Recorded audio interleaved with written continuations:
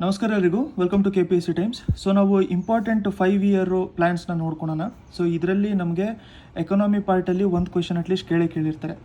So 5 year plan ಅಂತ ಬಂದ ತಕ್ಷಣ ನಾವು ಆ ಮಾಡೆಲ್ನ ಯಾವ ದೇಶದಿಂದ ತೊಗೊಂಡಿರೋದು ಅಂತಂದರೆ ಅದನ್ನು ನಾವು ರಷ್ಯಾದಿಂದ ತೊಗೊಂಡಿರೋವಂಥದ್ದು. ಆ ಟೈಮಲ್ಲಿ ಅದು USSR ಆಗಿರ್ತಿತ್ತು. ಸೊ USSR ಇಂದ ನಾವು ಅದನ್ನು ಅಡಾಪ್ಟು ಮಾಡ್ಕೊಂಡಿರೋವಂಥದ್ದು.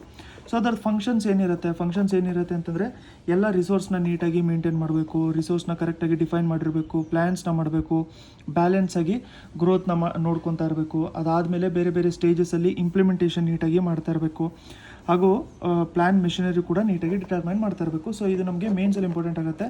ನಮಗೆ ಪ್ರಿಲಿಮ್ಸ್ ಪರ್ಸ್ಪೆಕ್ಟಿವಿಂದ ಏನೇನು ಇಂಪಾರ್ಟೆಂಟು ಅದನ್ನು ನಾವು ಇವಾಗ ನೋಡ್ಕೊಳ್ಳೋಣ. ಸೊ ನೋಡಿ, ಫಸ್ಟ್ 5 ಇಯರ್ ಪ್ಲ್ಯಾನು ಯಾವುದೇ ಪ್ಲ್ಯಾನ್ ಆಗಿದ್ರೂ ಕೂಡ ಯಾವ ವರ್ಷ ಬಂದಿರೋವಂಥದ್ದು, ಮೇನ್ ಅದರ ಫೋಕಸ್ ಅಥವಾ ಏಮ್ ಏನಾಗಿತ್ತು, ಅದ್ರ ಜೊತೆಗೆ ಅದನ್ನು ಏನಾದ್ರು ಶಾರ್ಟ್ಕಟ್ ಇದ್ದಿದ್ರೆ ಅಥವಾ ಅದರಲ್ಲಿ ಏನಾದ್ರು ಸ್ಲೋಗನ್ ಕೊಟ್ಟಿದ್ರೆ ಅವು ಇಂಪಾರ್ಟೆಂಟ್ ಆಗುತ್ತೆ. ಅದ್ರ ಮೇಲೆ ಕ್ವೆಶನ್ಸ್ ಕೇಳ್ತಾ ಇರ್ತಾರೆ. ಸೊ ಫಸ್ಟ್ 5 ಇಯರ್ ಪ್ಲ್ಯಾನ್ ನಾವು ನೋಡ್ಕೊಳ್ಳೋಣ. 1951ಇಂದ 1956ವರೆಗೂ ಕೂಡ ಇದು ನಡೆದಿರುವಂಥದ್ದು. ಇದನ್ನು ಹ್ಯಾರಡ್ ಡೋಮರ್ ಮಾಡೆಲ್ ಅಂತಲೂ ಕೂಡ ಕರೀತಾರೆ. ಬೇಸ್ಡ್ ಆನ್ ಹ್ಯಾರಡ್ ಡೋಮರ್ ಮಾಡೆಲ್ ಅಂತಂದರೆ ಯಾವುದು, ಫಸ್ಟ್ 5 ಇಯರ್ ಪ್ಲ್ಯಾನ್. ಆ ಥರ ನೋಡ್ಕೊಂಡಿರಿ. ಫೋಕಸ್ ಬಂದ್ಬಿಟ್ಟು ಅವಾಗ ಜಸ್ಟ್ ನಮ್ಗೆ ಇಂಡಿಪೆಂಡೆನ್ಸ್ ಸಿಕ್ಕಿರೋದ್ರಿಂದ ಅಗ್ರಿಕಲ್ಚರ್ ಡೆವಲಪ್ಮೆಂಟೇ ಮೇನ್ ಫೋಕಸ್ ಆಗಿರ್ತಾ ಇತ್ತು. ಟಾರ್ಗೆಟು ಆ ಟೈಮಲ್ಲಿ 2.1% ಗ್ರೋ ಆಗೋಣ ಅಂತ ಹೇಳ್ಬಿಟ್ಟು ಅಂದ್ಕೊಂಡಿದ್ವಿ. ಬಟ್ ಅದಕ್ಕಿಂತ ತುಂಬ ಚೆನ್ನಾಗಿನೇ ಗ್ರೋ ಆದ್ವಿ, 3.6%ವರೆಗೂ. ಈ ಟೈಮಲ್ಲಿ ಏನೇನು ಅಚೀವ್ ಮಾಡ್ಕೊಂಡ್ವಿ ಅಂತಂದರೆ, ಮೆಟ್ಟೂರು ಡ್ಯಾಮ್ ಇವಾಗ ಏನಿದೆಯಲ್ಲ ಅದು, ಹೀರಾಕುಂಡ್ ಡ್ಯಾಮು, ಅದಾದಮೇಲೆ ಭಾಕ್ರಾ ಡ್ಯಾಮು, ಇವೆಲ್ಲದೂ ಕೂಡ ಈ ಪ್ಲ್ಯಾನ್ ಅಂಡರಲ್ಲೇ ಕನ್ಸ್ಟ್ರಕ್ಷನ್ ಆಗಿರೋಂಥದ್ದು. ಅಂತಂದರೆ ಈ ಟೈಮಲ್ಲೇ ಅಂಡರ್ನೇ ಅದು ಕನ್ಸ್ಟ್ರಕ್ಷನ್ ಆಗಿರೋಂಥದ್ದು. ಸೊ ಫಸ್ಟ್ 5 ಇಯರ್ ಪ್ಲ್ಯಾನ್ಗೆ ಇವನ್ನ ಲಿಂಕ್ ಮಾಡ್ಕೊಂಡಿರಿ, ಇಂಪಾರ್ಟೆಂಟ್ ಆಗಿರುತ್ತೆ. ನೆಕ್ಸ್ಟ್ ಬಂದ್ಬಿಟ್ಟು ನಮಗೆ ಸೆಕೆಂಡ್ 5 ಇಯರ್ ಪ್ಲ್ಯಾನು 56ಇಂದ 61ವರೆಗೂ ನಡೆದಿರುವಂಥದ್ದು. ಇದನ್ನು PC ಮಹಾಲನೋಬಿಸ್ ಮಾಡೆಲ್ ಅಂತಲೂ ಕೂಡ ಕರೀತಾರೆ. ಸೊ ಇದು ತುಂಬಾ ಜಾಸ್ತಿ ನ್ಯೂಸಲ್ಲಿತ್ತು. PC ಮಹಾಲನೋಬಿಸ್ ಅವ್ರ ಮೇಲೆ ಎಡಿಟೋರಿಯಲು ಕೂಡ ಬಂದಿತ್ತು ರೀಸೆಂಟಾಗಿ. ತುಂಬ ಇಂಪಾರ್ಟೆಂಟ್ ಆಗಿರುತ್ತೆ. ಫೋಕಸ್ ಏನಿತ್ತು ಅಂತಂದರೆ ಇಂಡಸ್ಟ್ರಿಯಲ್ ಡೆವಲಪ್ಮೆಂಟು ಮೇನ್ ಫೋಕಸ್ ಆಗಿತ್ತು. ಅದು ಹೆವಿ ಇಂಡಸ್ಟ್ರಿಗಳ ಡೆವಲಪ್ಮೆಂಟ್ ಮಾಡಬೇಕು ಅಂತ ಹೇಳ್ಬಿಟ್ಟು ಒಂದು ಫೋಕಸ್ನ ಇಟ್ಕೊಂಡಿದ್ರು. ಸೊ ಪ್ಲ್ಯಾನು ಸಕ್ಸಸ್ಫುಲ್ ಆಗಿತ್ತು ಅಂತ ಹೇಳ್ತಾರೆ ಇದನ್ನು. ಯಾಕಂತಂದರೆ 4.5% ಅಚೀವ್ ಮಾಡ್ಕೋಬೇಕು ಗ್ರೋತ್ ಅಂತ ಹೇಳ್ಬಿಟ್ಟು ಅಂದ್ಕೊಂಡಿದ್ದು. 4.3% ಅಷ್ಟು ಅಚೀವ್ ಮಾಡ್ಕೊಂಡಿದ್ದಾರೆ. ಏನೇನು ಅಚೀವ್ ಮಾಡಿದ್ದಾರೆ ಇದರಲ್ಲಿ ಅಂತಂದರೆ, 5 ಸ್ಟೀಲ್ ಪ್ಲ್ಯಾಂಟು ಕನ್ಸ್ಟ್ರಕ್ಷನ್ ಆಗಿತ್ತು ಇದರಲ್ಲಿ. ದುರ್ಗಾಪುರದು, ಅದಾದಮೇಲೆ ನಮಗೆ ಜಮ್ಶೇದ್ಪುರ ಮತ್ತು ಬಿಲಾಯಿ ಸ್ಟೀಲ್ ಪ್ಲ್ಯಾಂಟು, ಇವೆಲ್ಲದೂ ಕೂಡ ಇದರಲ್ಲೇ ಕನ್ಸ್ಟ್ರಕ್ಷನ್ ಆಗಿರುವಂಥದ್ದು. ತುಂಬ ಇಂಪಾರ್ಟೆಂಟ್ ಇದು. ಡೈರೆಕ್ಟಾಗಿ ಇದನ್ನು ಲಿಂಕ್ ಮಾಡಿಬಿಟ್ಟು ಕೇಳ್ತಾ ಇರ್ತಾರೆ. ಅದಾದಮೇಲೆ ನಮ್ಗೆ ಬರುವಂಥದ್ದು ಯಾವುದು ಅಂತಂದರೆ ಥರ್ಡ್ 5 ಇಯರ್ ಪ್ಲ್ಯಾನ್ ನೋಡಿ, 1961ಇಂದ 1966ವರೆಗೂ ನಡೆದಿರುವಂಥದ್ದು. ಸೊ ನೀವು ಇದರಲ್ಲಿ ಏನು ಕಾನ್ಸಂಟ್ರೇಟ್ ಮಾಡಬೇಕು ಅಂತಂದರೆ, ಈ ಟೈಮಲ್ಲಿ ಇಂಡಿಯಾ ಪಾಕಿಸ್ತಾನ್ ವಾರು, ಇಂಡಿಯಾ ಚೈನಾ ವಾರು ಕೂಡ ನಡೆದಿತ್ತು. ಹಾಗೂ ಆ ಟೈಮಲ್ಲಿ ಮಾನ್ಸೂನು ಕೂಡ ಅಷ್ಟೊಂದು ಕರೆಕ್ಟಾಗಿ ಇರ್ತಾ ಇರಲಿಲ್ಲ. ಸೊ ಅದಕ್ಕೋಸ್ಕರ ಏನಾಯಿತು ಅಂತಂದರೆ, ಥರ್ಡ್ 5 ಇಯರ್ ಪ್ಲ್ಯಾನಿಂದ ನಮಗೆ ಗ್ರೋತು ತುಂಬ ಕಮ್ಮಿ ಆಗೋಕ್ಕೆ ಸ್ಟಾರ್ಟ್ ಆಗೋಗ್ಬಿಟ್ಟಿತ್ತು. ಇದನ್ನು ಗದ್ಗಿಲ್ ಯೋಜನಾ ಅಂತಲೂ ಕೂಡ ಕರೀತಾರೆ. ಏನಿತ್ತು ಇದ್ರದ್ದು ಅಂತಂದರೆ, ಇಂಡಿಪೆಂಡೆಂಟ್ ಮತ್ತು ಸೆಲ್ಫ್ ಆ್ಯಕ್ಟಿವ್ ಪೊಸಿಷನ್ನು ಅಂತ ಹೇಳ್ಬಿಟ್ಟು. ಸೊ ನಮ್ಮದು ಡಿಪೆಂಡೆನ್ಸಿ ಬೇರೆಯವ್ರ ಮೇಲೆ ಕೊಟ್ಟಿರಬಾರ್ದು ಅಂತ ಇಂಡಿಯಾ ಚೈನಾ ವಾರು, ಇಂಡಿಯಾ ಪಾಕಿಸ್ತಾನ್ ವಾರು ಈ ಟೈಮಲ್ಲಿ ನಡೆದಿತ್ತು. ಟಾರ್ಗೆಟ್ 5.6% ಇಟ್ಟಿದ್ರು. ಬಟ್ 2.8% ಅಷ್ಟು ಗ್ರೋ ಆಯಿತು. ಯಾಕೆಂತಂದರೆ ಆ ಟೈಮಲ್ಲಿ ವಾರ್ ಎಲ್ಲ ನಡೀತಾ ಇತ್ತಲ್ಲ, ಅದಕ್ಕೋಸ್ಕರ. ಸೊ ಅದಕ್ಕೆ ಇನ್ನೊಂದ್ಸರಿ ಅಸೆಸ್ ಮಾಡ್ಕೊಳ್ಳೋಣ. ನಮ್ಮಲ್ಲಿ ಪ್ಲ್ಯಾನಿಂಗ್ ಅಷ್ಟೊಂದು ನೀಟಾಗಿ ನಡೀತಾ ಇಲ್ಲ, ಈ ಪ್ಲ್ಯಾನ್ನೇ ಇನ್ನೊಂದ್ಸರಿ ಅಸೆಸ್ ಮಾಡ್ಕೊಳ್ಳೋಣ ಅಂತ ಹೇಳ್ಬಿಟ್ಟು ಪ್ಲ್ಯಾನ್ ಹಾಲಿಡೇ ಅಂತ ಹೇಳ್ಬಿಟ್ಟು ತೊಗೊಂಡಿದ್ರು. ಸೊ ಪ್ಲ್ಯಾನ್ ಹಾಲಿಡೇ ಅಂತ ಯಾವಾಗ ಬಂದಿರುತ್ತಲ್ಲ, ಅವಾಗ ಒಂದೊಂದು ವರ್ಷಕ್ಕೆ ಕಾನ್ಸಂಟ್ರೇಟ್ ಮಾಡ್ತಾ ಇರ್ತಾರೆ. ಅಂತಂದರೆ ಆ ವರ್ಷ ಏನು ಟಾರ್ಗೆಟ್ ಇಟ್ಟಿರೋಣ, ಆ ವರ್ಷ ಯಾವ ಥರ ಗ್ರೋ ಆಗೋಣ ಅಂತ ಹೇಳ್ಬಿಟ್ಟು. ಸೊ ಅದಕ್ಕೆ ಪ್ಲ್ಯಾನ್ ಹಾಲಿಡೇ ಬಂದ್ಬಿಟ್ಟು 3 ಪ್ಲ್ಯಾನ್ ಹಾಲಿಡೇ ಇಟ್ಕೊಂಡಿದ್ರು ಈ ಟೈಮಲ್ಲಿ. 1966ಇಂದ 69ವರೆಗೂ ಕೂಡ 66, 67, 68, 69 ಅಂತ 3 ಪ್ಲ್ಯಾನ್ ಇಟ್ಕೊಂಡಿದ್ರು. ಸೊ ಈ ಟೈಮಲ್ಲಿ ಏನು ಮಾಡಿದ್ರು ಅಂತಂದರೆ, ಫೋಕಸ್ ಮಾಡಿರೋವಂಥದ್ದೇ ಅಗ್ರಿಕಲ್ಚರ್ ಮೇಲೆ ಫೋಕಸ್ ಮಾಡ್ಕೊಂಡಿದ್ರು. ಅದಕ್ಕೆ ನಾವು ನೋಡ್ಕೊಂಡಿರೋಂಗೆ ಗ್ರೀನ್ ರೆವಲ್ಯೂಷನ್ನು ಈ ಟೈಮಲ್ಲಿ ಸ್ಟಾರ್ಟ್ ಆಗಿರುವಂಥದ್ದು. ಅಂತಂದರೆ ವೀಟು, ರೈಸು, ಮೇಸ್ ಮೇಲೆ ಕಾನ್ಸಂಟ್ರೇಷನ್ ಮಾಡ್ತಾ ಇರೋವಂಥದ್ದು. ಇವಾಗ ನೀವು ಒಂದು ಕಮೆಂಟ್ ಸೆಕ್ಷನಲ್ಲಿ ಆನ್ಸರ್ ಮಾಡಿರಿ, ಫಾದರ್ ಆಫ್ ಗ್ರೀನ್ ರೆವಲ್ಯೂಷನ್ ಯಾರು ಅಂತ. ನಿಮ್ಗೆ ಗೊತ್ತಿದ್ರೆ ಕಮೆಂಟ್ ಸೆಕ್ಷನಲ್ಲಿ ಆನ್ಸರ್ ಮಾಡೋದನ್ನ ಮರೆಯೋಕ್ಕೆ ಹೋಗ್ಬಿಡಿ. ಗ್ರೀನ್ ರೆವಲ್ಯೂಷನ್ ಅಂತಂದ್ರೆ ಏನು, ಇದನ್ನು ಈ 4 ವರ್ಡ್ಸಲ್ಲೇ ನೆನ್ಪಿಟ್ಕೊಂಡಿರ್ಬೋದು. ಒಳ್ಳೆ ವೆರೈಟಿಗಳ ಸೀಡ್ಸ್ ಇರುತ್ತೆ, ಫರ್ಟಿಲೈಸರ್ಸ್ನ ಯೂಸ್ ಮಾಡ್ಕೊಳ್ಳೋವಂಥದ್ದು, ವಾಟರ್ ಫೆಸಿಲಿಟೀಸ್ನ ಇರಿಗೇಷನ್ ಮೂಲಕ ನೀಟಾಗಿ ತಲುಪಿಸೋವಂಥದ್ದು, ಅದ್ರ ಜೊತೆಗೆ ಸಾಯಿಲ್ ಕನ್ಸರ್ವೇಷನ್ ಮಾಡೋವಂಥದ್ದು. ಈ ಟೋಟಲಾಗಿ ನಾವು ಇದನ್ನು ನೋಡಿಕೊಂಡ್ರೆ ಇದೇ ನಮಗೆ ಗ್ರೀನ್ ರೆವಲ್ಯೂಷನ್ ಆಗಿರುತ್ತೆ. ಅದಾದಮೇಲೆ ನಾವು ನೋಡ್ಕೋಬೇಕು ಅಂತಂದರೆ, ನಮಗೆ ಫೋರ್ತ್ 5 ಇಯರ್ ಪ್ಲ್ಯಾನ್ ಬಂತು 69ಇಂದ 74ವರೆಗೂ. 69ಇಂದ 74, ಯಾಕಂತಂದರೆ 69ವರೆಗೂ ನಮಗೆ ಪ್ಲ್ಯಾನ್ ಹಾಲಿಡೇ ಇತ್ತಲ್ಲ. ಅದಾದಮೇಲೆ 69, 74 normal fourth 5 year plan start ಆಗೋಯಿತು. ಇದರಲ್ಲಿ 2 ಇಂಪಾರ್ಟೆಂಟ್ ಆಬ್ಜೆಕ್ಟಿವ್ಸ್ ಇತ್ತು. ಏನು ಅಂತಂದರೆ, ಗ್ರೋತ್ ಸ್ಟೆಬಿಲಿಟಿ ಜೊತೆಗೆ ಆಗಬೇಕು, ಹಾಗೂ ನಾವು ನೆಕ್ಸ್ಟು ಹೋಗ್ತಾ ಸೆಲ್ಫ್ ರಿಲಯನ್ಸ್ ಆಗಿರಬೇಕು. ಅಂತಂದರೆ ಬೇರೆಯವ್ರ ಮೇಲೆ ನಮ್ಮ ಡಿಪೆಂಡೆನ್ಸಿ ನಾವು ಇಟ್ಕೊಂಡಿರಬಾರ್ದು ಅಂತ. ಮೋಸ್ಟ್ ಇಂಪಾರ್ಟೆಂಟ್ ಇದು. ಯಾಕೆ ಅಂತಂದರೆ, ಈ ಪ್ಲ್ಯಾನಲ್ಲೇ ಗರೀಬಿ ಹಟಾವ್ ಅಂತ ಒಂದು ಸ್ಲೋಗನ್ನ ಕೊಟ್ಟಿರುವಂಥದ್ದು. ಯಾರು ಕೊಟ್ಟಿದ್ರು ಈ ಸ್ಲೋಗನ್ ಅಂತಂದರೆ ಇಂದಿರಾ ಗಾಂಧಿ ಅವರು ಕೊಟ್ಟಿದ್ರು. ಗರೀಬಿ ಹಟಾವ್ ಸ್ಲೋಗನ್ನ 4th 5 year ಪ್ಲ್ಯಾನಲ್ಲಿ ಕೊಟ್ಟಿದ್ರು. ರಿಪೀಟೆಡ್ ಕ್ವೆಶನ್, ಈ ಥರ ಸ್ಲೋಗನ್ಸ್ಗಳು ಯಾವ್ಯಾವ ಪ್ಲ್ಯಾನಲ್ಲಿ ಕೇಳಿರ್ತಾರೆ ಅಂತ ಹೇಳೋವಂಥದ್ದು ರಿಪೀಟೆಡ್ ಕ್ವೆಶನು. ನೆಕ್ಸ್ಟು ನಾವು ನೋಡ್ಕೋಬೇಕು ಅಂತಂದರೆ 5th 5 year ಪ್ಲ್ಯಾನು, ಇದು ಕೂಡ ತುಂಬ ಇಂಪಾರ್ಟೆಂಟ್ ಆಗುತ್ತೆ. ಯಾಕೆ ಅಂತಂದರೆ 74 79ವರೆಗೂ ನಡೆದಿರುವಂಥದ್ದು. ಈ ಟೈಮಲ್ಲಿ ನ್ಯಾಷನಲ್ ಎಮರ್ಜೆನ್ಸಿ ಡಿಕ್ಲೇರ್ ಆಗಿರುವಂಥದ್ದು. ಅದಕ್ಕೆ ಪ್ರಯಾರಿಟಿ ಏನಿತ್ತು, ಅಗ್ರಿಕಲ್ಚರ್ ಟಾಪ್ ಪ್ರಯಾರಿಟಿ ಇತ್ತು, ಅದಾದಮೇಲೆ ಇಂಡಸ್ಟ್ರಿ ಮತ್ತು ಮೈನ್ಸ್ಗೂ ಕೂಡ ಒಳ್ಳೆ ಪ್ರಯಾರಿಟಿನ ಕೊಟ್ಟಿದ್ದರು.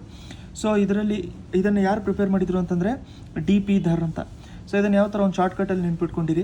ಇವಾಗ ಎಕ್ಸಾಂಪಲು ನಾವು ಏನಾದರೂ ಎಮರ್ಜೆನ್ಸಿ ಬಂದಿರೋವಂಥದ್ದು ದಿನ ಬಂದಿದ್ದರೆ ನಮಗೆ ವರ್ಷದಲ್ಲಿ, ಆ ಟೈಮಲ್ಲಿ ನಾವು ಬೇರೆ ಬೇರೆ DPನ ಚೇಂಜ್ ಮಾಡ್ಕೊತಾ ಇರ್ತೀವಿ ಇನ್ಸ್ಟಾಗ್ರಾಮಲ್ಲಿ, ಅದಾದಮೇಲೆ ವಾಟ್ಸಪ್ಪಲ್ಲಿ ಎಲ್ಲದು ಕೂಡ. ಸೊ ಅದಕ್ಕೆ ಆ ಥರ ಒಂದು DP ಧರ್ ಅಂತ ಆಗ್ಬಿಟ್ಟು ನೆನ್ಪಿಟ್ಕೊಂಡಿರಿ. DP ಚೇಂಜ್ ಮಾಡಿದ್ರೆ ಎಮರ್ಜೆನ್ಸಿ ಇದೆ ಅಂತ. ಸೊ ಇದನ್ನು 78ಅಲ್ಲೇ ಟರ್ಮಿನೇಟ್ ಮಾಡಿಬಿಟ್ರು, ಕ್ಯಾನ್ಸಲ್ ಮಾಡಿಬಿಟ್ರು. ಯಾಕಂತಂದರೆ ಎಮರ್ಜೆನ್ಸಿ ಇತ್ತು. ಸೊ ಎಮರ್ಜೆನ್ಸಿ 75 ಡಿಕ್ಲೇರ್ ಮಾಡ್ಕೊಂಡಿದ್ರು. ಎಂಫೋಸಿಸ್ ಏನು ಇಟ್ಕೊಂಡಿದ್ರು, ಫೋಕಸ್ ಏನು ಮಾಡ್ಕೊಂಡಿದ್ರು ಅಂತಂದರೆ 20 point ಪ್ರೋಗ್ರಾಮು ಪ್ರೈಮ್ ಮಿನಿಸ್ಟರಿಂದ ಅಂತ ಹೇಳ್ಬಿಟ್ಟು ಇದರಲ್ಲಿ ಇಟ್ಕೊಂಡಿದ್ರು.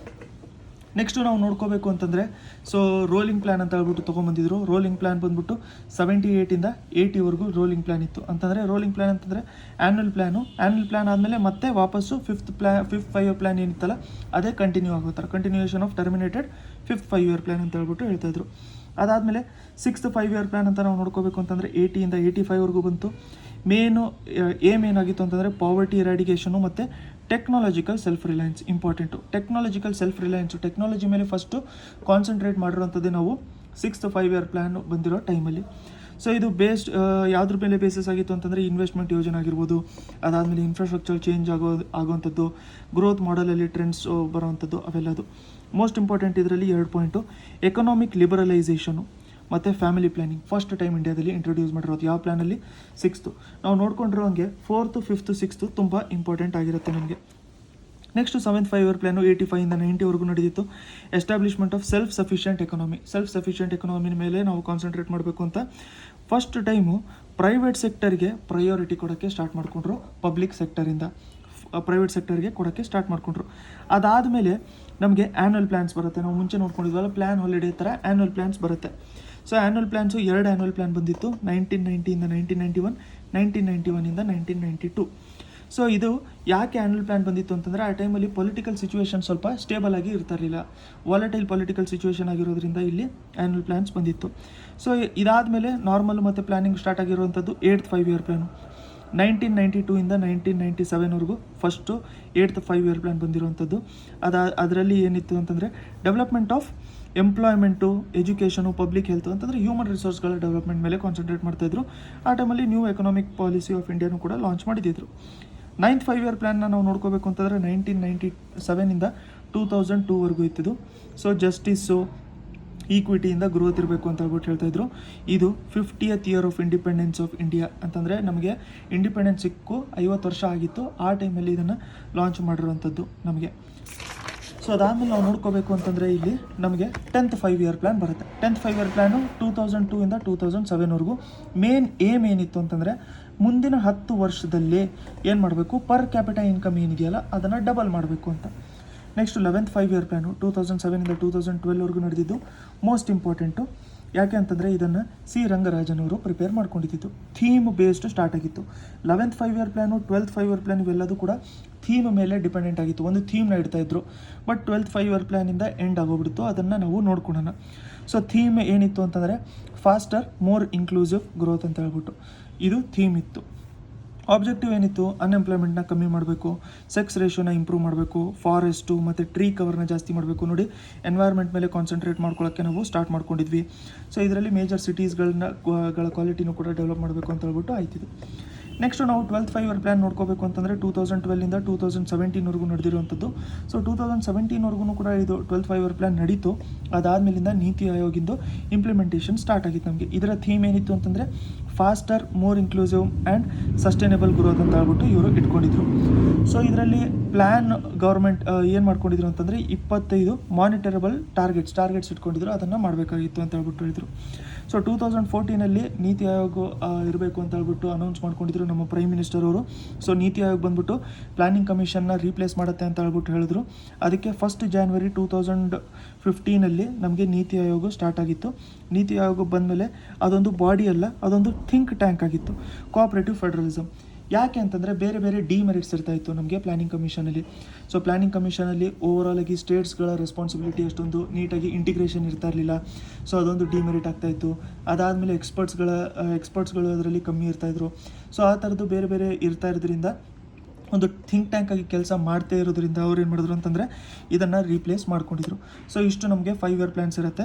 ಸೊ ನೀವು ಹುಟ್ಟಿರ್ಬೇಕಾದ್ರೆ ಯಾವ 5 ಇಯರ್ ಪ್ಲ್ಯಾನ್ ಇತ್ತು, ಈ ಥರ ಕ್ವೆಶನ್ನ ನಮಗೆ ಇಂಟರ್ವ್ಯೂಯಲ್ಲಿ ಕೇಳ್ತಾ ಇರ್ತಾರೆ. KPSC ಇಂಟರ್ವ್ಯೂಯಲ್ಲಿ ಈ ಥರ ಕ್ವೆಶನ್ನ ಯೂಶ್ವಲಾಗಿ ಕೇಳ್ತಾ ಇರ್ತಾರೆ. ಸೊ ನೀವು ಹುಟ್ಟಿದಾಗ ಯಾವ ಪ್ಲ್ಯಾನ್ ನಡೀತಾ ಇತ್ತು ಅಂತ ಹೇಳ್ಬಿಟ್ಟು ನೀವು ಕಮೆಂಟ್ ಸೆಕ್ಷನಲ್ಲಿ ಕಮೆಂಟ್ ಮಾಡಿರಿ. ಅಂತಂದರೆ ನೀವು ಅಟ್ಲೀಸ್ಟ್ ಕಮೆಂಟ್ ಮಾಡಿದ್ದೀರಾ ಅಂತ ಹೇಳ್ಬಿಟ್ಟು ನಿಮಗೆ ನೆನಪಿರುತ್ತೆ. ಸೊ ಹ್ಯಾಶ್ಟ್ಯಾಗ್ ಹಾಕ್ಬಿಟ್ಟು ನೀವು ಹುಟ್ಟಿರುವಂಥದ್ದು ಯಾವ ಪ್ಲ್ಯಾನ್ ಇರ್ಬೇಕಾದ್ರೆ ಹುಟ್ಟಿದ್ರಿ ಅದನ್ನು ನೀವು ಹ್ಯಾಶ್ಟ್ಯಾಗ್ ಹಾಕ್ಬಿಟ್ಟು ಕಮೆಂಟ್ ಮಾಡಿರಿ ಕಮೆಂಟ್ ಸೆಕ್ಷನಲ್ಲಿ. ಅಂತಂದರೆ ನಿಮಗೂ ಕೂಡ ನೆನಪಿರುತ್ತೆ, ಬೇರೆಯವ್ರಿಗೂ ಕೂಡ ಗೊತ್ತಾಗುತ್ತೆ, ಒಂಥರ ಕೋಆಪ್ರೇಷನು ಕೂಡ ನಡೀತಾ ಇರುತ್ತೆ. ಸೊ ವಿಡಿಯೋ ಇಷ್ಟ ಆಗಿದ್ದರೆ ಲೈಕ್ ಬಟನ್ನ ಪ್ರೆಸ್ ಮಾಡೋದು ಮರೆಯೋಕ್ಕೆ ಹೋಗಬೇಡಿ. ಹೊಸಬರಾಗಿದ್ದರೆ ಚಾನಲ್ನ ಸಬ್ಸ್ಕ್ರೈಬ್ ಮಾಡ್ಕೊಂಡಿರಿ. ಇದೊಂಥರ ಕ್ರ್ಯಾಶ್ ಕೋರ್ಸ್ ಇದು KS ಗೋಸ್ಕರ. ವಿಡಿಯೋ ಇಷ್ಟ ಆಗಿದ್ದರೆ ಲೈಕ್ ಬಟನ್ನ ಪ್ರೆಸ್ ಮಾಡೋದನ್ನ ಮರೆಯೋಕ್ಕೆ ಹೋಗಬೇಡಿ. ನೆಕ್ಸ್ಟ್ ವಿಡಿಯೋಲಿ ಮತ್ತೆ ಸಿಗೋಣ.